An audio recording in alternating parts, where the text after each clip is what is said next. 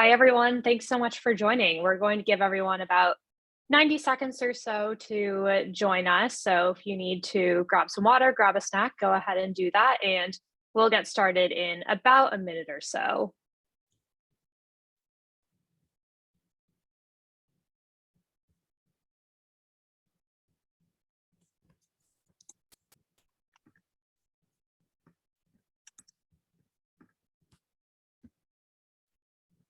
All right, love to see everyone joining here. It looks like we have quite the crowd. If folks want to go into the chat and let us know where you're joining us from today, what institution you're at, always love to see, where across the country folks are joining us from.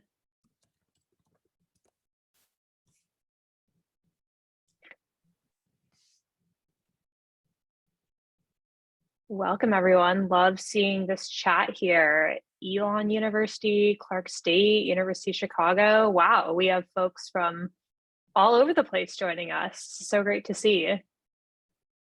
Very cool.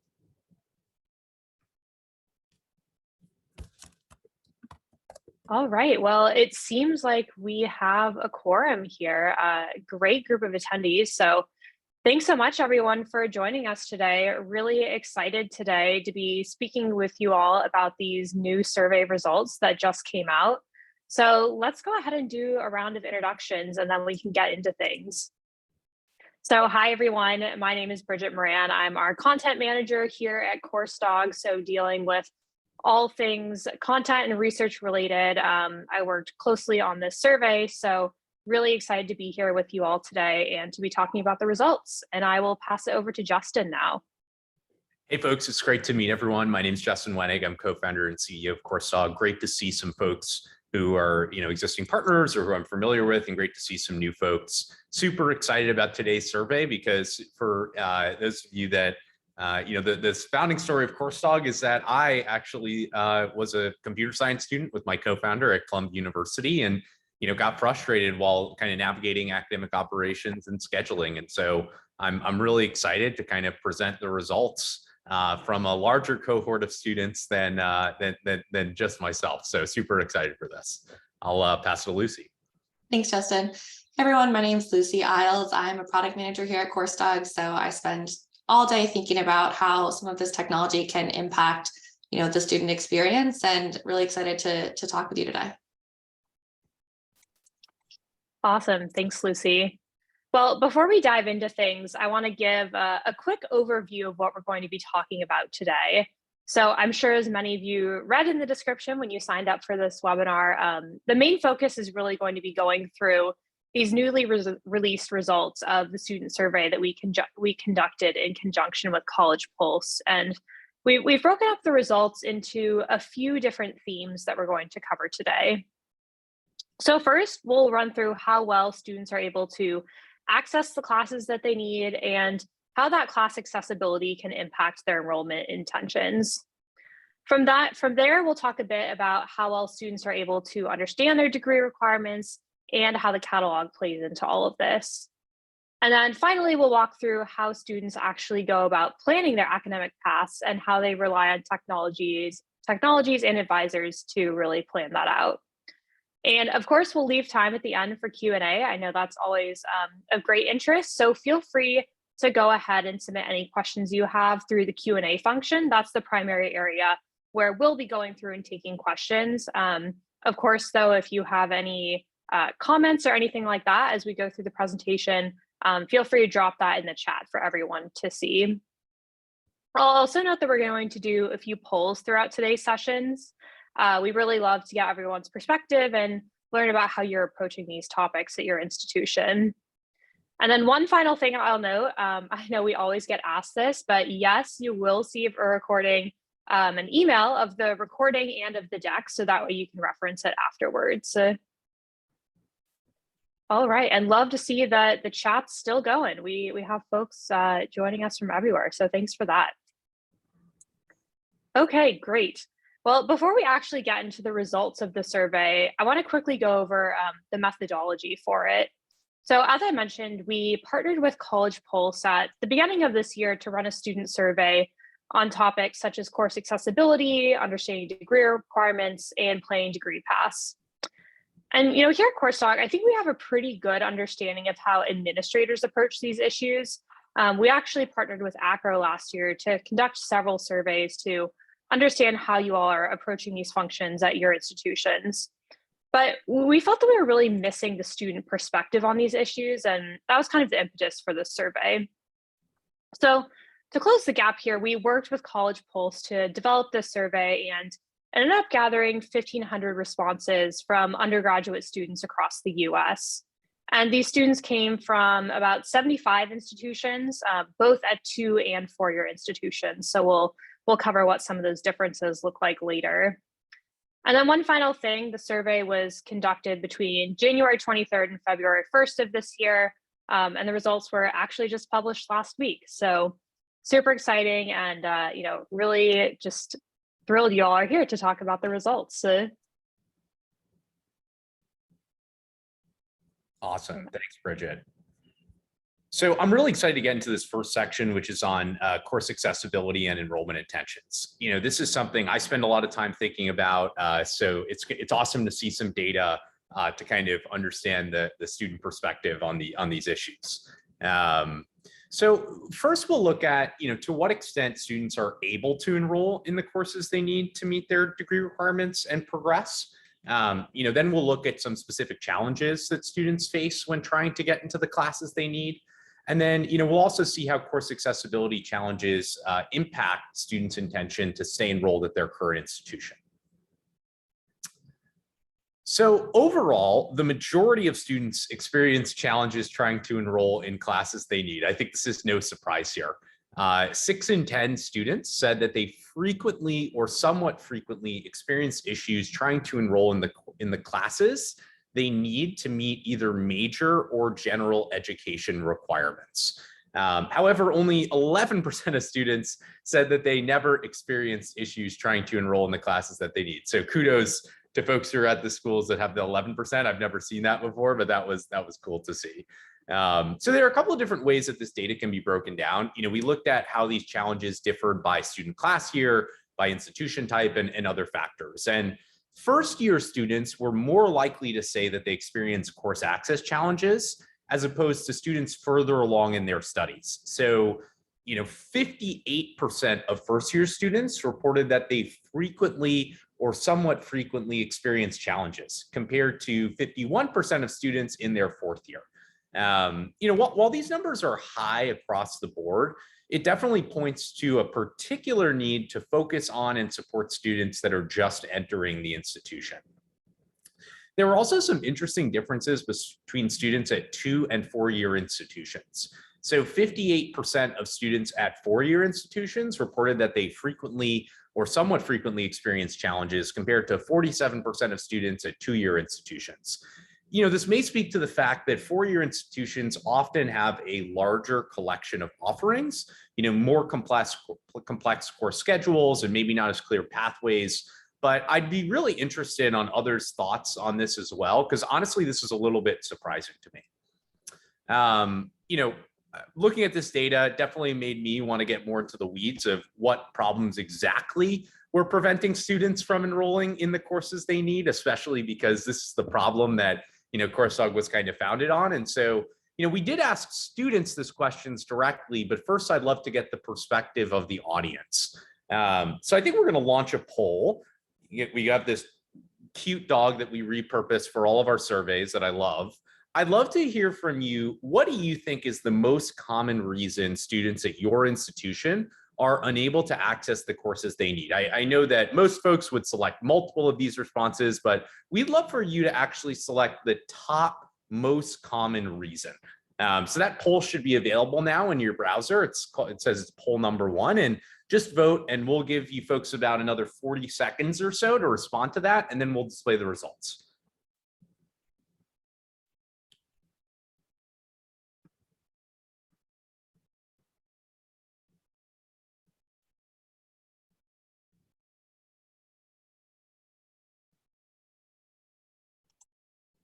And while we're waiting for folks to get their responses in, I saw that there was a question here in our Q&A function about whether there was any distinction made between fully online versus hybrid versus on-campus institutions. Unfortunately, that was not a demographic factor that was collected in the survey, but definitely a great question there. All right.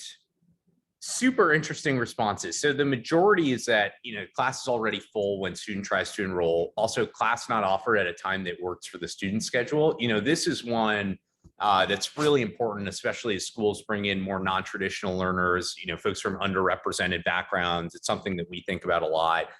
After that, class offered at the same time as another class they need to take, and then class not offered the term they need it.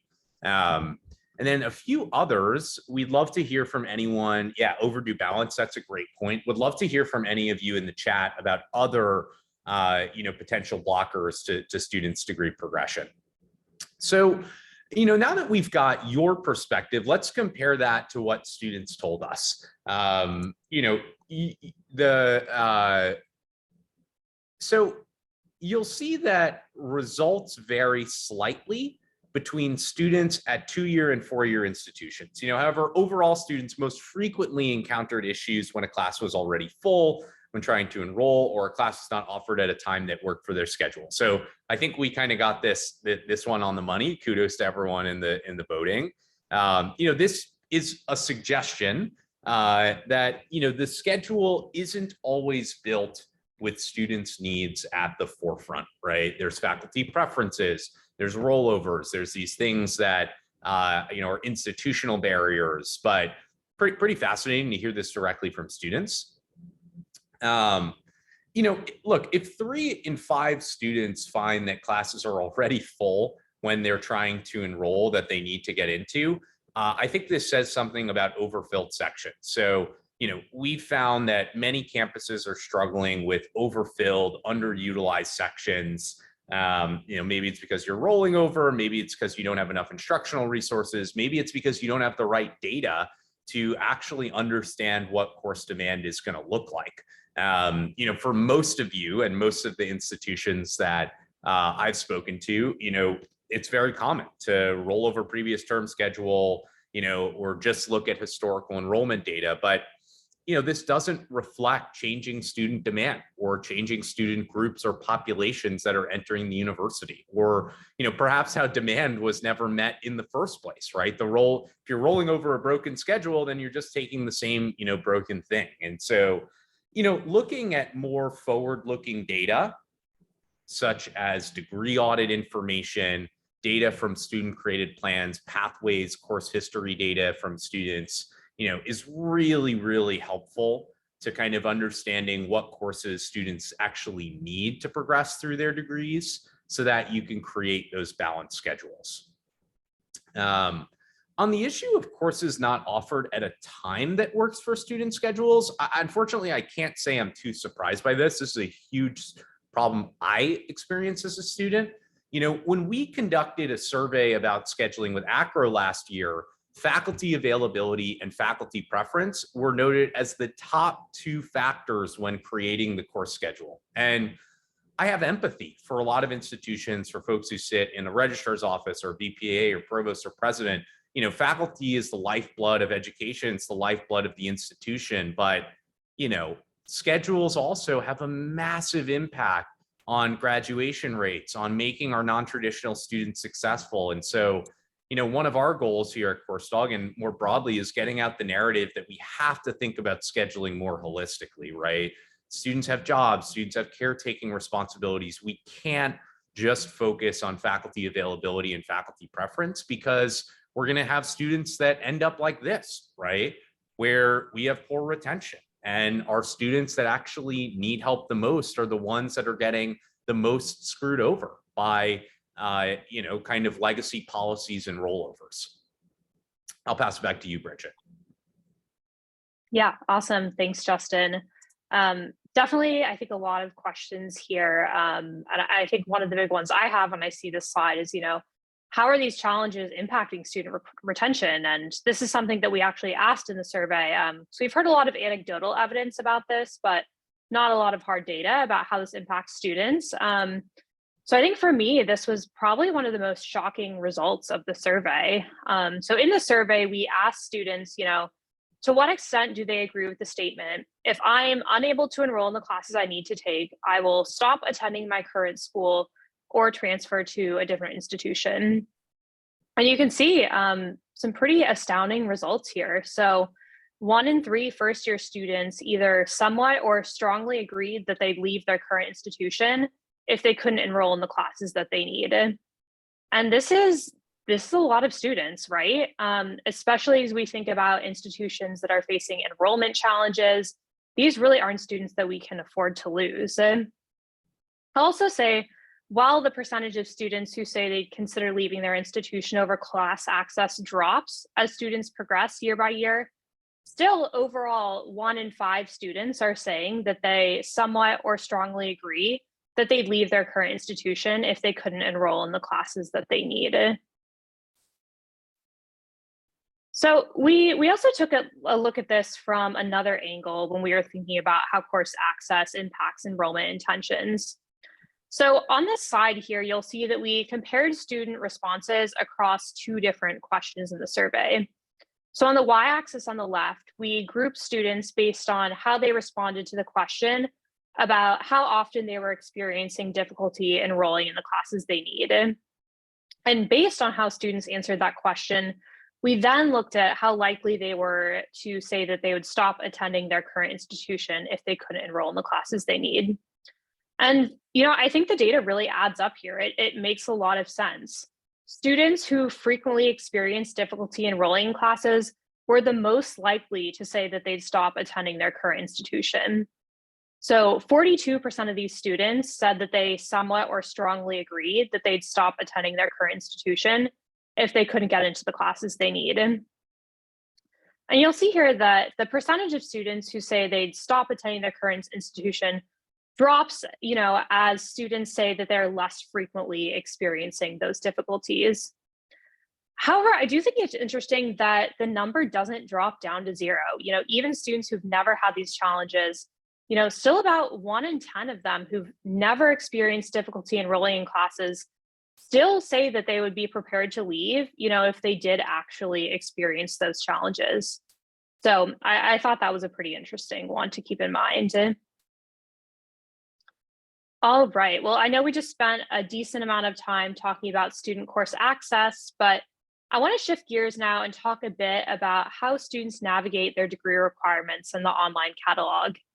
I'm going to hand it over to Lucy now. She's our curriculum and catalog expert, so she'll go over the findings in this section. Thanks, Bridget.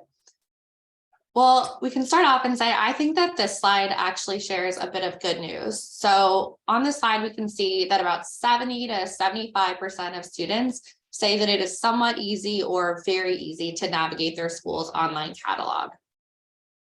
However, the caveat to that is that about 25% of students are saying that it's somewhat difficult or very difficult to navigate the online catalog. And to me, it's interesting that even as students spend more time at an institution, taking more classes, navigating campus, the catalog isn't getting much easier to navigate. So for example, 28% of first-year students say it is somewhat or very difficult to navigate, and 27% of juniors or third-year students are sharing that same sentiment. As we think about it, there are a few different reasons why students may be struggling to navigate an institution's catalog.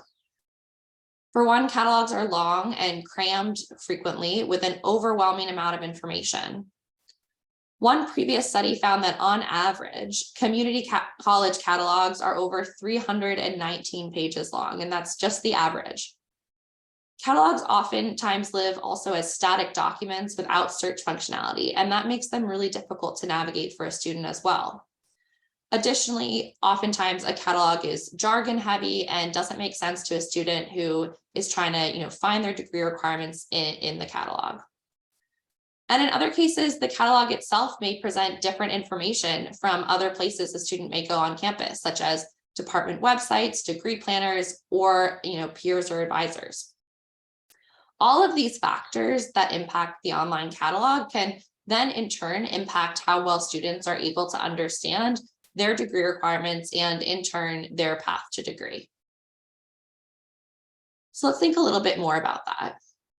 Similar to the previous slide, I think what we're able to see here is that about 1 in 4 students say that it is somewhat difficult or very difficult to understand degree requirements and to understand which courses they need to take to successfully complete their degree on time. That's pretty concerning, and you'll see that results are fairly similar for students at 2-year and 4-year institutions. So 24% of respondents at 4-year institutions said it was somewhat or very difficult to understand their degree requirements, compared to 27% of respondents at 2-year institutions. And we can understand that when students don't understand degree requirements, there are a number of ramifications for that. But before we talk more about that, I'm curious to hear from everyone on the line about what challenges you've faced at your institutions when students don't understand degree requirements. We've gone ahead and launched a second poll, and we'll leave it open for 60 seconds or so. Unlike the first poll, this one is multi-select, so feel free to select everything that applies to your experience and what you've seen happen at your institution.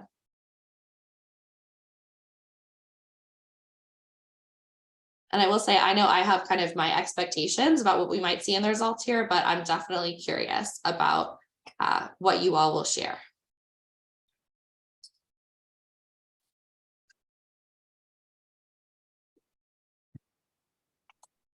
Let's give it 10 more seconds or so, and then we'll close the poll. And in the meantime, I see we had a question coming through the Q&A here that asked if there were any questions in the survey that asked if students met with an advisor or how they tried to figure this out. Great question. We are going to be getting to that in the next section. We did ask some questions along those lines. Awesome. Thanks, Bridget. And we can see here some of the responses. If I take a moment to look at this, I think what stands out to me is, these top 2 answers of challenges that arise when students don't understand degree requirements. One is that students are not enrolling in the necessary classes to stay on track. I think that's something that I would definitely expect. And something else that stands out to me, though, is this increased need for advisor intervention. So in that case, a weak link of an online catalog not meeting student needs or unclear degree requirements actually trickles down to increased demand on already overburdened staff. I'm wondering though, Justin, does anything stand out to you? Yeah, it's really interesting. I think, my experience is that, oftentimes it's not only the understanding, it's that it's really hard to make sure that degree requirements are up to date. There can be a lot of duplicate, error-prone data entry, information changes term over term. And so I oftentimes think actually students don't always realize that something might be off until they're at that registration process or later in the funnel, and that creates an enormous amount of frustration. So, I think it's something that is incredibly important to be able to display that information accurately to students, because similarly to when a class gets filled that a student needs, it just is a huge point of frustration when something is off and then later they have to go back and fix something. Yeah, absolutely. That's a great point. But so let's click a little bit deeper here. And one challenge that students taking the survey really surfaced is this idea that confusion over degree requirements really impacts the ability to enroll in the correct classes for progression. And certainly a moment of synergy there when we think about that response and your all's responses within the poll, really identifying a similar core issue. So to get to the bottom of that, we compared data from 2 different questions on this slide, and I'll just walk through that graph a little bit. So on the y-axis on the left, we've grouped students based on how they responded to the question about frequency experiencing difficulty enrolling in the classes they need. And then based on how students answered that question, we looked at how well students understood their degree requirements and which classes they needed to take. You'll see on this graph that students who have the most difficulty understanding degree requirements also typically experience the most difficulty enrolling in the classes they need. And I think that makes sense. So of students that frequently experience difficulty enrolling in classes, we're seeing around 35% of them also finding it somewhat difficult or very difficult to understand degree requirements and which classes they need to progress. On the other side of things, only 10% of students who never experience difficulty enrolling in classes say it's somewhat or very difficult to understand degree requirements and which classes they need to take. So certainly two, pretty different experiences there. And from my end, I know that many institutions try to address confusion about degree requirements with a variety of adjunct tools, such as degree planning tools, better enabling advisors and more. So that's actually where we're going to go next, as Bridget previewed. Awesome. Thanks, Lucy. So for our final section, we're going to take a look at how students plan their academic schedules and which tools they rely on to chart out their academic paths. So I'll hand it back over to Justin now to go over some of this data. Super excited. Yeah, so 9 in 10, students plan classes more than one term in advance. So, pretty interestingly, some of you do multi-term scheduling, some of you do just-in-time scheduling. We definitely help a lot of institutions move toward more of that multi-term model. But of those 9 in 10 students, half of them plan all of their classes more than one term in advance, and the other half plan for certain classes, more than a term in advance. So I think this is really encouraging and shows that the vast majority of students are thinking about their studies in the future and what it will mean for their schedule, but obviously presents a big opportunity for a lot of institutions to capitalize this, especially for institutions that use degree planning tools. Student degree planning data and what students actually say they intend to do is a treasure trove of information that can help to accurately predict course demand and ultimately create a course schedule to meet those needs. I often think about, hey, great, if you can present information in a clear way to students, that's really important. But if you're not actually structuring the schedule in a way where there is availability for students, where the right classes are offered in the right times, and you get bad data in, bad data out, right? Students can only do so much to plan within the constraints of a broken schedule. And so it's really, really important you get that right. So on that note, I'd love to hear how many institutions are actually collecting student degree planning data, and if so, how they're using that data. We oftentimes have two different units. Maybe we have a student affairs unit, or maybe we have a registrar team. But would love to better understand, how are you actually using students' degree plans, their pathways, degree audit data to inform your schedules and what's actually being offered? Multiple choice again, so we'll give it about 30 seconds.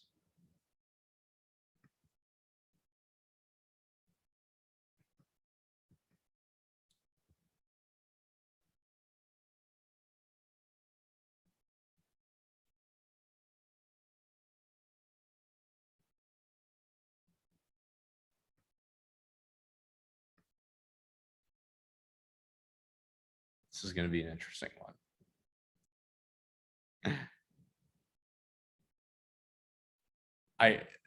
Let's see. Oh, wow. This is fascinating. So 42% of you said that your institution does not collect this data. It's actually very surprising. 34% said that they, are informing how many sections to offer, 30% informing which courses are offered. Only 16% which ones no longer meet demand, and 12% informing the day/time of courses. Wow, really, really interesting. Makes sense. All right, let's jump forward. Yeah, actually curious, Lucy, what your reaction would be on that, or Bridget, or I mean, I'll share my personal opinion. I think, scheduling is probably one of the most, I think it's the most important, higher ed for a long time has thought about, the student degree planning journey. And I think that's really important, but I think it's a bad data in, bad data out concept. If you're not creating the right classes at the right times and the right degree pathways for students, then everything falls apart in the student success journey. And so, yeah, I think it's both a little bit shocking to see that there's that lack of data, and also kind of beautiful to think about how much opportunity there is, but curious to get your guys' thoughts. Yeah, I really agree with that, Justin. And the thing that stuck out to me too was that idea of we don't collect the data. And I'm wondering if there's a disconnect happening there between kind of information that students and advisors may be putting together and what then administrators and schedulers actually have access to. I think, in work with institutions, we frequently see some sort of requirement for a student to create a degree plan. And so, to your point, the question is, what can we do with that degree plan next? And how can we get that in the hands and that data in the hands of people who can use it to inflect the course schedule? And I think I saw Wendy in the chat making a similar comment. So would love to think more about that in the future. Yeah, and I'll also quickly respond, Danielle, a great question about, have we collected data or thought to the successful completion of courses based on friction points? So we'll talk about this a little bit later, but the core of Coursedog's solution is around predictive course demand analysis to advise, and the scheduling process and make that a lot easier. And then we also report on classes and pathways that have particularly high fail rates or friction points. So we can talk about that a little bit more later. That's kind of the core of the Coursedog offering. Cool. So, while we're starting to make headway into how we create the schedule, historically, there's a bit of guesswork, right? As we mentioned previously, we did a study with ACRO last year that found faculty availability and faculty preference were the top two factors on creating the course schedule. Basing the schedule off of the schedule from the previous term was the third most important factor reported. I know many of you have rollover baked into your process, and using these as the determining factor for creating the schedule means the faculty is more centered on faculty needs and student needs, objectively. And additionally, looking at data from previous term schedules gives an incomplete picture of how student demand may be changing or how it may not have ever been met. As one schedule registrar once told me, rolling over the schedule often means rolling over problems. However, while 75% of institutions reported, they took into account faculty availability, preference, and previous term schedule into account, less than half, or 43%, basically right on the ball, actually, for what our poll just showed, looked at actual plans or audit data to determine course need. And so I'm obviously I'm biased here, but I think that, this was the problem for why Coursedog, why we're even here today, is that it really makes a big impact on students' lives. And looking at this data helps institutions see the future, predict better, be more financially sustainable, understand what courses and programs are critical, where to make changes. So I think it's just a huge evolution that higher ed's going through right now, is thinking about reframing the way we think about planning to be a little bit more, and I don't even want to say student centric, because it's not so much of an axis of faculty versus students. I think one thing a mentor of mine once told me is, when you make trade-offs like that, they're often not as clear as you think they are. It's more about how do we create a holistic approach that is focused on the student, but also meets our other variables that help the institution to thrive for generations. So I'll pass it back to you, Bridget. Thanks, Justin. Super interesting. All right, well, let's go ahead and shift gears a bit now. I know a few folks were asking about, how are students deciding, what requirements they need to meet, which courses to take. This is something that we were definitely really interested in understanding as well. And you'll see here on the slide that I think there's some key differences here between how students at 2- and 4-year institutions approach this. So you'll see at 4-year institutions, roughly 60% of students rely on the course catalog and a degree planning tool offered by their school. However, at 2-year institutions, advisors are the top source of information for students when it comes to understanding their degree requirements. And then after that, the catalog is the second most important source of information. I think this is really interesting and speaks to perhaps how different schools are investing in different areas to assist students. You'll see the largest discrepancy here that we found was the use of a degree planning tool. Almost 20% more respondents at 4-year institutions said that they rely on a degree planning tool compared to their peers at 2-year institutions. So let's go ahead and take a look at this from a different angle in terms of how technology is helping students navigate their academics. And the data on this slide somewhat surprised me. While the majority of students agree that their school offers technology to help them navigate their academics, first-year students were least likely to agree with this statement. And, before I saw the data here, I was really expecting first-year students to agree with the statement the most. Students in their first year often have the most complexity when it comes to navigating their academics. They might still be, deciding on a major. They have a host of decisions to make when it comes to thinking about which classes they're going to take to meet requirements. And as students then progress through their program, those choices are often narrowed down and they have less options to think about in terms of which classes they need to take. However, Lucy and I were talking about this a bit, and I was like, this doesn't really make sense to me, but she brought up a great point, and I think it really helps explain the data here. So I'll let Lucy chime in now. Thanks, Bridget.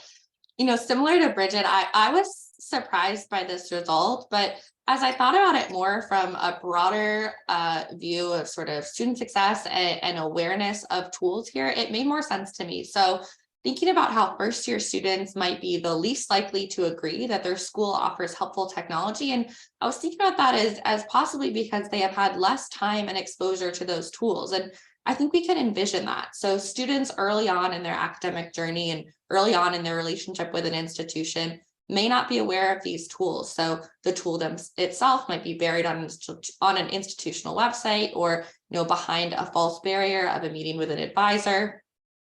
I think this points to a need broadly for institutions to think about that onboarding process, not only to the institution, but to the institution's technology and how we can think about making these tools more accessible and visible to all students.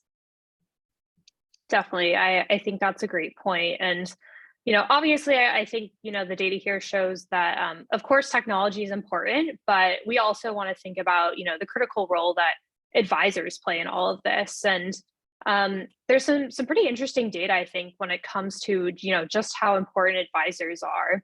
So again, on this side, we compare data across two different questions. You'll see that we group students on the left based on how frequently they're experiencing difficulty enrolling in the classes they need. And then the bars on the right show which sources students are relying on when it comes to understanding their degree requirements. So students that never experience difficulty enrolling in classes rely on advisors as a source of information much more than any other group here. 2/3 of these students rely on advisors as their source of information for degree requirements. Conversely, when you look at students, in that other bucket of, they're frequently experiencing difficulty enrolling in classes, they're relying on advisors the least. Less than half of these students rely on advisors to understand degree requirements. Another source of information here that's interesting to look at is, they're reliant on academic department websites to understand degree requirements. Students that never experience those class enrollment challenges are least likely to rely on a department website as a source of information. Meanwhile, the students who are frequently experiencing these problems are most likely to use department websites as a source of information.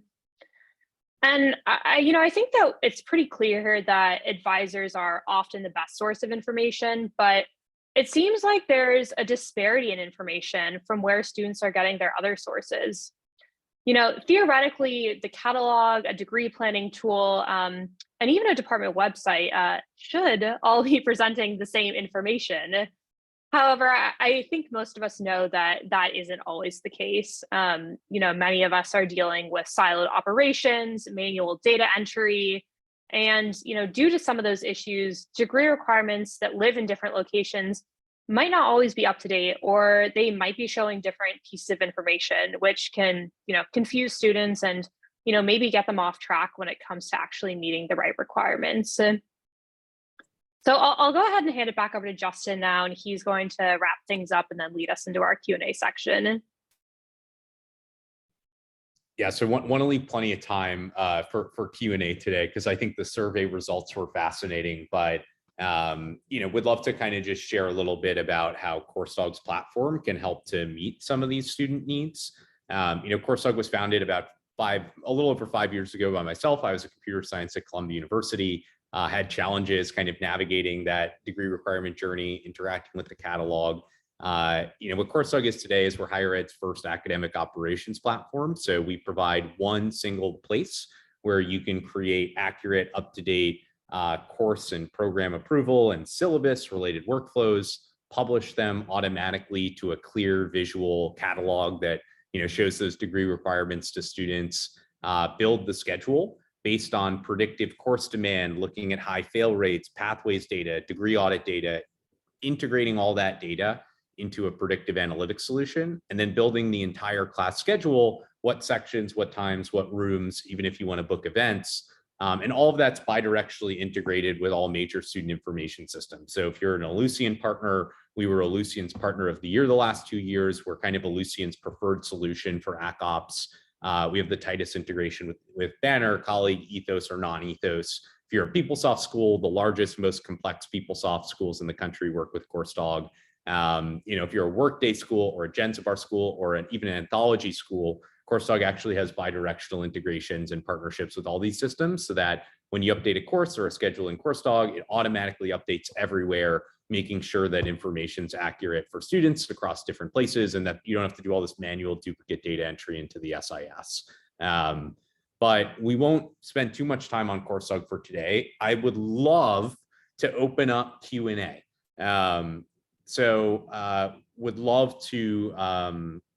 Would love to get some questions from folks either about the survey or about anyone's thoughts on what we discussed today.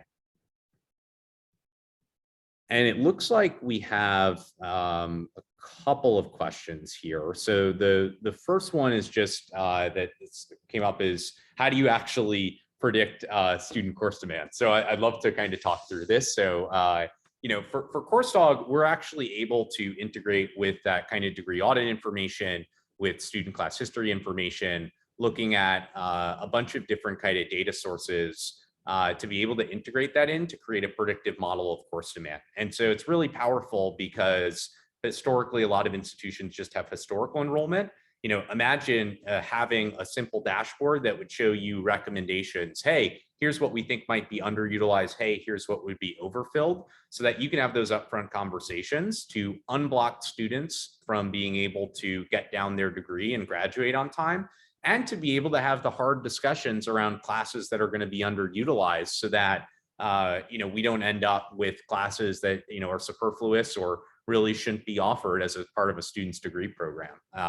Coursedog also has a whole suite of tools to build pathways and to build programs using workflows that make it really simple to kind of set up that initial pathway and kind of infrastructure. So it's a great question. Let's see, other questions from folks. Looks like we have another one. Another question is the SISs we integrate with. Yes, so I think I touched on a little bit. Coursedog's super compatible with Ellucian, PeopleSoft, Workday, Anthology, Genzabar systems, bidirectional integrations with all those systems. Coursedog, has been the market leader in this space for the last probably, I think, about 3 years.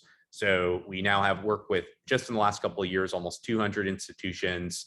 Our data shows we generally have the highest customer satisfaction, tightest integrations with these systems.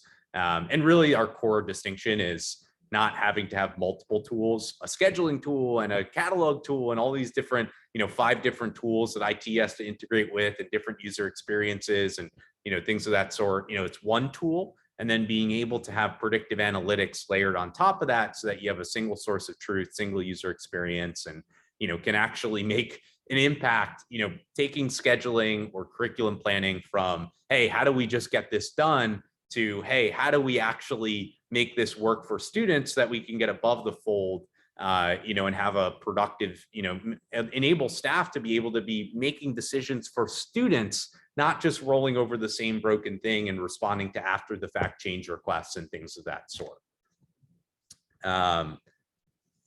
Yeah, great question. For 2-year schools, does Coursedog help students who will transfer to a 4-year college? Is it possible to pull in information about what courses will be transferred?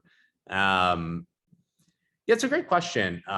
We aren't a transfer and articulation tool, but we do integrate with some solutions for that. It is possible in the Coursedog demand projections that we look at courses that have been transferred in as a way of kind of doing that calculation. So absolutely. Very cool. So some questions about, have you collected any data or, some questions about cost, so as a follow-up to this, and again, we don't have to talk about Coursedog. We're happy to talk about the survey results, but the, question about just kind of cost. So, it's based on the number of products that you're going to adopt. And so, after this session, you'll have the opportunity, if you'd like to speak with myself, the CEO of Coursedog, or you want to speak with one of our team members who, creates custom pricing, we're absolutely happy to do that for you. Very cool. Anything else that folks wanted to ask before we drop off for the survey? And Justin, I know we've gotten a lot of questions about kind of the demographic breakdowns and what this survey looks like. So I'm going to go ahead and drop a link in the chat now that everyone can access, and you can kind of see the questions, the results question by question, and then how it's broken down by 2-year, 4-year, class year, and other demographic factors. Very cool. Awesome. Well, thank you so much, everyone. Bridget, I'll give it to you to wrap things up. Yeah, no, this has been great. Thanks so much for joining, everyone. One last poll question here. It's just going to be a simple yes or no. Not going to share the results publicly, just for our own knowledge. But again, this has been wonderful. Really enjoyed sharing these results with everyone, and seeing how your institutions are thinking about this through the poll results, and the chat has been wonderful as well. I know some webinars, it's crickets. No one is, responding, giving their insights. So thanks so much to everyone who participated in the chat as well. And there's a poll up right now. If you're interested in the dogs, or if you're interested in learning about how Coursedog can help meet student needs at your institution, please feel free to reach out. This is what we think about all day. And so, we're definitely opinionated that having software to solve these problems is really, really important for students. And so we hope to hear from you. All right. Well, I think that is it. We'll give everyone a few minutes back in their day. I hope you can take a nice little break before your next meeting starts. Thanks all right. Thanks, everyone.